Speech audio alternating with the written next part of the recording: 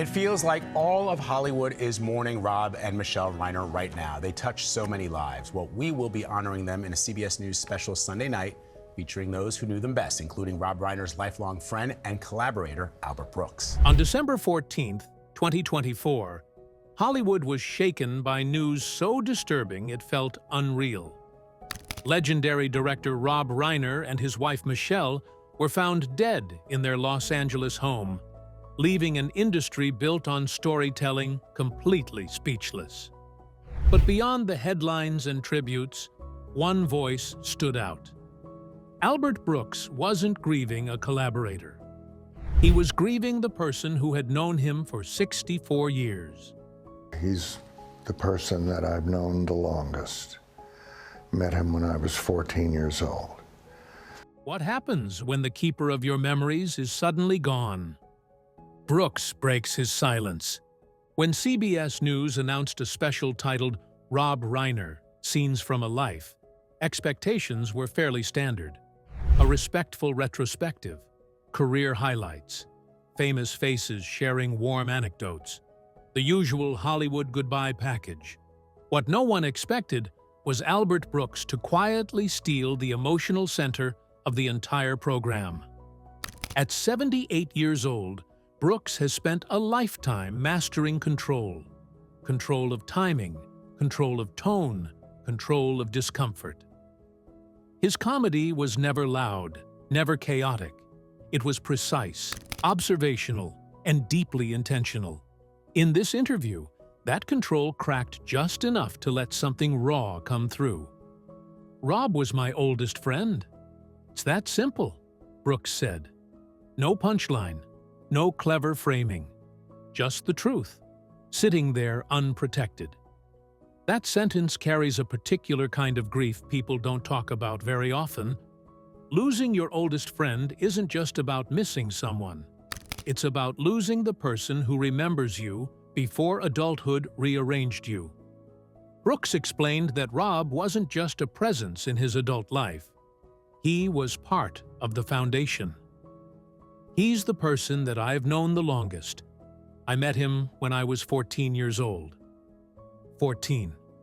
Before careers, before marriages, before reputations. That means Rob Reiner knew Albert Brooks before he was Albert Brooks. He knew Albert Einstein, the awkward teenager trying to figure out who he was in a world already crowded with famous names and expectations. Most of us struggle to maintain friendships from college, let alone from our teenage years. Life intervenes, geography changes, priorities shift. But Brooks and Reiner carried this bond through 6 decades of success, failure, reinvention, and survival in one of the most ego-driven industries on Earth. And then Brooks admitted something that landed like a quiet gut punch. "I'm still in that not believing it stage." Anyone who's experienced real loss knows exactly what that means. Grief doesn't announce itself cleanly. It doesn't follow a schedule. Your body keeps acting like nothing changed. That's why Brooks shared the moment that made the entire interview feel uncomfortably intimate. "I know it happened, but I was driving around and 2 days ago, I called his number." That moment says more about grief than any psychology book ever could. Because when someone has been part of your life for that long, your brain doesn't immediately register absence. It registers interruption. Your body keeps reaching for what used to be there, even after reality has already moved on, without your permission. Brooks wasn't crying on camera. He wasn't dramatic. But that quiet, almost stunned delivery made it clear this wasn't something he had processed. This was something still happening to him in real time. That's not denial. That's muscle memory built over 64 years. Brooks later explained why he agreed to sit down with CBS News for the special. He loves to talk about his rare friendship with Reiner and his wife Michele. Speaking about Rob and Michele's relationship, Brooks described how Michele transformed Rob's life. "Rob is a relationship person," Brooks said. "Once he locked in, It was lifelong, so Michele was lifelong. He described them as soulmates who knew they would be together forever, adding that they were together at the very end in the same way they were together in the beginning. The special included interviews with Kathy Bates, Annette Bening, Michael Douglas, Kiefer Sutherland, Jerry O'Connell, and Mandy Patinkin, all honoring Rob Reiner, the filmmaker. Brooks gave us Rob Reiner the human, the teenager, the constant. But before we can fully grasp why this loss hit Brooks the way it did, we need to confront the way Rob Reiner's life ended. The unthinkable tragedy. On the morning of Sunday, December 14th, emergency responders arrived at the Reiner family home in Brentwood around 3:40 p.m. What they found inside immediately shifted this story from tragic to deeply unsettling. Rob Reiner was dead at 78 years old. His wife Michele was also dead. She was 70. This was not illness. It was not an accident. The Los Angeles County Medical Examiner confirmed both died from multiple sharp force injuries. According to their death certificates, the time between the onset of the stab wounds and death was listed as minutes. Their son, Nick, 32 years old, was arrested that evening at approximately 9:15 p.m. in the Exposition Park neighborhood of South Los Angeles. He was charged with 2 counts of first-degree murder with special circumstances, including a special allegation that he personally used a dangerous and deadly weapon, a knife. These charges carry a maximum sentence of life in prison without the possibility of parole or the death penalty. That single detail sent shockwaves through Hollywood. Rob Reiner wasn't just admired, he was trusted. He was seen as steady. His reputation was stability, kindness, and professionalism. The tragedy became even more complex as details emerged. Rob and Nick Reiner had attended a Christmas party at comedian Conan O'Brien's home on Saturday night. 2 sources who were present told news outlets that a brief but loud argument between father and son took place at the party. The next day, authorities believe Nick fatally stabbed his parents in the early morning hours of December 14th before fleeing the scene. Security footage later obtained by investigators showed Nick checking into a hotel in Santa Monica early Sunday morning, about 4 miles from his parents' Brentwood home. Additional video captured him inside a gas station convenience store just before his arrest that evening. Nick appeared in court on December 17th, wearing a blue protective safety smock and shackles as he sat behind protective glass. His attorney, Alan Jackson, declined to enter a plea, and his arraignment was scheduled for January 7th, 2026. That date looms ominously because it means this tragedy isn't nearing resolution. It's only beginning. From the outside, the Reiner family appeared close. Rob and Michele had 3 children together, sons Jake and Nick, and daughter Romy. Rob also had adopted daughter Tracy from his first marriage to Penny Marshall. Rob often spoke publicly about fatherhood, about pride, about watching his children become themselves. Michele was a creative force in her own right, a photographer and painter who balanced her art with life beside one of Hollywood's most recognizable directors. The family had been open about Nick's long struggle with addiction. Nick himself had spoken publicly about his battles, revealing he had been to rehab 17 times before turning 30.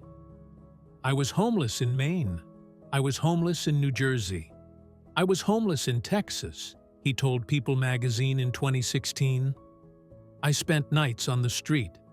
I spent weeks on the street. It was not fun." In 2015, Rob and Nick co-wrote the film Being Charlie, which was based loosely on Nick's personal struggles with addiction and substance abuse. Rob later called the movie the most satisfying creative experience of his career. In an interview, the Reiners spoke candidly about the challenges of navigating Nick's care. "The program works for some people, But it can't work for everybody, Rob said. When Nick would tell us that it wasn't working for him, we wouldn't listen. We were desperate, and because the people had diplomas on their wall, we listened to them when we should have been listening to our son. Michele expressed feeling misled by professionals. They would tell us he's a liar, that he was trying to manipulate us, and we believed them, she said. Reports indicated Nick had also been diagnosed with schizophrenia and had been in a specialized rehab program to address both his addiction and mental health issues. Hollywood responded with an immediate outpouring of grief.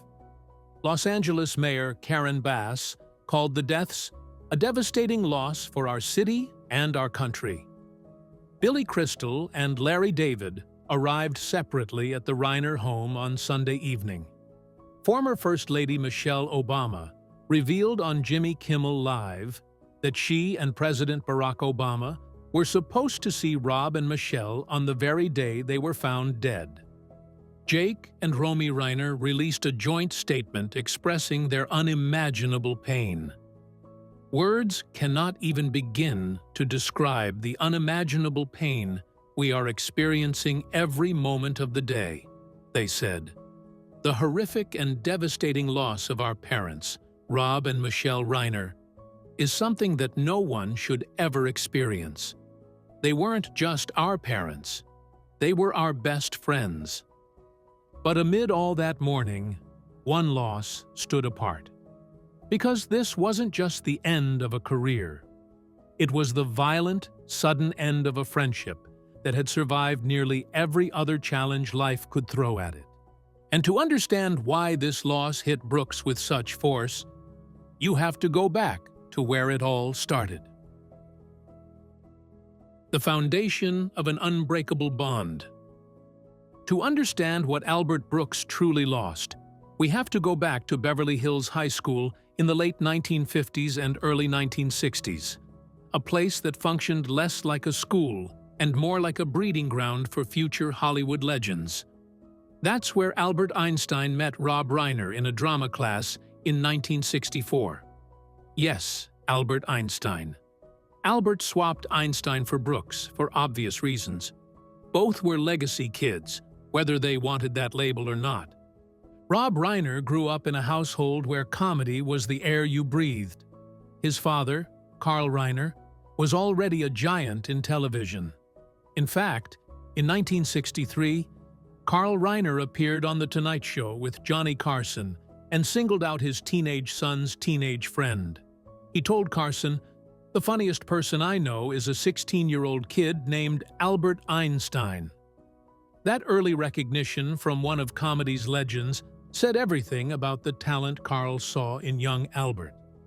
Albert Brooks's childhood came with its own shadow. His father, Harry Einstein, known as Park Ya Carcass, was a popular radio comedian. When Albert was 11, his father died of a heart attack on stage during a Friars Club roast for Lucille Ball and Desi Arnaz. That moment changed everything. Losing a parent publicly, mid-performance, teaches you early that laughter and loss can exist in the same breath. That tension became the backbone of Brooks's comedy. When Brooks and Reiner met, they connected over more than jokes. They connected over pressure, over expectations, over the fear of being defined by someone else's legacy. As the 1960s unfolded, Los Angeles became a playground for experimental comedy. Brooks and Reiner were right in the middle of it, learning, failing, refining, and dreaming together. Reiner found fame first as Michael Stivic, nicknamed Meathead by Archie Bunker, on Norman Lear's groundbreaking sitcom All in the Family, starting in 1971. Meanwhile, Brooks quietly reshaped comedy through different avenues. According to Reiner, Albert initially wanted to be a serious actor. He went to Carnegie Tech in Pittsburgh for its drama department, and he was talking about doing all this dramatic theater. Reiner recalled, "We'd say, 'Albert, you're funny. What you do best is make people laugh.'" He fought that for the longest time, and finally, he started doing it and liking it. When Lorne Michaels was preparing Saturday Night Live in 1974, he asked Brooks to be the permanent host. Brooks turned him down. Instead, Brooks made short films for SNL's first season, which led to his true calling: writing, directing, and starring in some of the funniest and most deliberately uncomfortable movies of their time. As their careers took off in different directions, the industry tried to separate them into categories. Reiner became mainstream. Brooks became niche. One was embraced by mass audiences. The other was worshipped quietly by comedians and critics. Their careers diverged, but their friendship didn't. A lifetime of collaboration and mutual respect. In 1979, Albert Brooks made his directorial debut with Real Life, a satirical mockumentary that predicted reality television before anyone knew what that would become. Rob Reiner didn't just support the film, he produced it, not out of obligation, but belief. As Reiner entered one of the most remarkable creative runs in film history, his genius became undeniable. Starting in 1984 with This Is Spinal Tap, Reiner launched what many film critics consider one of the greatest directing streaks in Hollywood history. The rock and roll mockumentary was so convincing that film critic Roger Ebert called it one of the funniest movies ever made. Then came Stand By Me in 1986, a Stephen King adaptation that captured a painfully brief moment in the lives of children with such precision that it became a cultural touchstone. In 1987, Reiner directed The Princess Bride, a fairy tale adventure based on William Goldman's novel. Though it initially performed modestly at the box office, it acquired a devoted cult following and became one of the most quotable films in cinema history.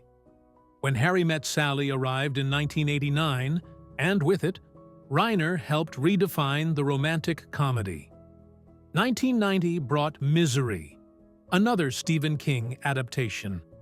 Kathy Bates's terrifying portrayal of obsessed fan Annie Wilkes earned her the Academy Award for Best Actress. Then came A Few Good Men in 1992, Reiner's biggest box office hit. The courtroom drama was nominated for the Academy Award for Best Picture. Jack Nicholson's explosive, "You can't handle the truth," became one of the most quoted lines in film history. This 7-film run from This Is Spinal Tap to A Few Good Men is regularly cited as one of the greatest hot streaks any director has ever enjoyed. 3 of those films have been selected for preservation by the National Film Registry. During this same period, Brooks was crafting deeply personal films like Real Life, Modern Romance, Lost in America, Defending Your Life, and Mother. Films that asked uncomfortable questions about fear, cowardice, and self-deception. That kind of work doesn't always get rewarded immediately. Sometimes it just quietly waits to be rediscovered. The two friends only did one movie together as actors, The Muse in 1999, which Brooks wrote and directed. Reiner played himself in one scene. In 2023, Reiner directed Albert Brooks' Defending My Life, an HBO documentary born not from nostalgia, but admiration. At a point when most people focus on their own legacy, Reiner chose to shine a light on his friend. During production, Reiner told Brooks on camera, "I've always looked up to you, because in my mind, nobody could do what you do.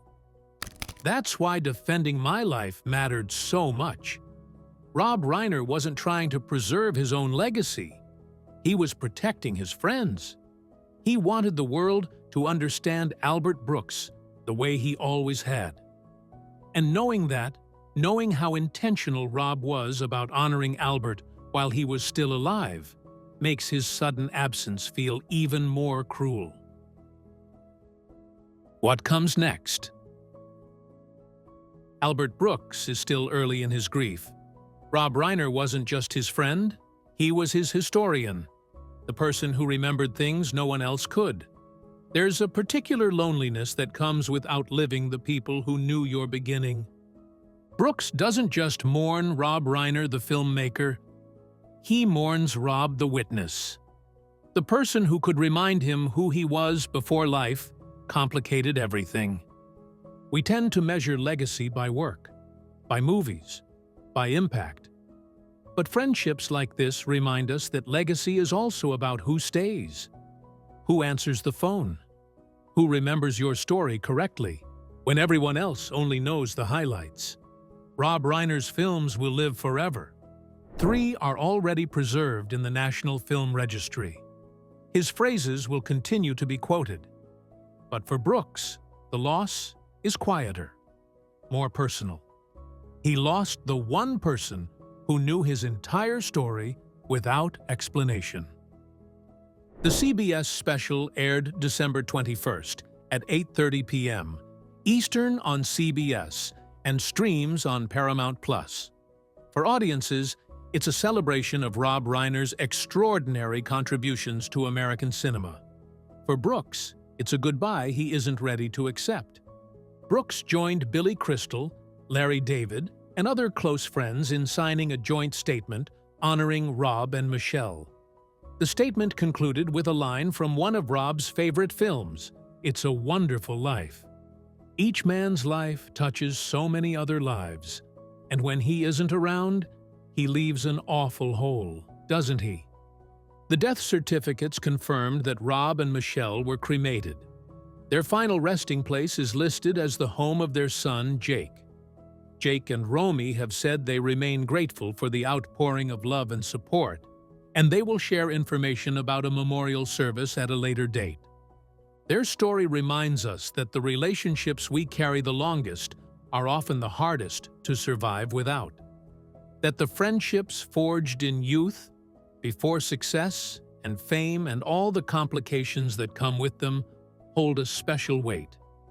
For Albert Brooks, that anchor is gone. The person who knew him at 14, the one he could call without explanation, the person who believed in him enough to make a documentary ensuring the world understood his genius, is gone. So how many of us are assuming certain people will always be there, never imagining the moment we reach for the phone and no one answers back? That's the question Brooks leaves us with. Not intentionally, but simply as the truth of his experience, shared in a moment of raw vulnerability on a CBS special that was supposed to be about celebrating a life well lived. Rob Reiner changed American cinema, but for Albert Brooks, he was something simpler and more profound. He was the oldest friend, the longest constant, the keeper of memories no one else could verify. And now, every time Brooks drives around Los Angeles and instinctively reaches for his phone, he'll be reminded that some losses don't get easier. They just become part of who you are. That's the weight Albert Brooks is learning to live with. And in his quiet, understated way, he's teaching us something important about friendship, loss, and the people who shape our lives in ways we only fully understand when they're gone. If this story hit a little too close to home, don't just sit with it in silence. Drop a comment and tell me about the friend you can't imagine losing. And if you're not ready for that, at least hit like, subscribe, and stick around. These are the stories we don't realize we need until it's too late.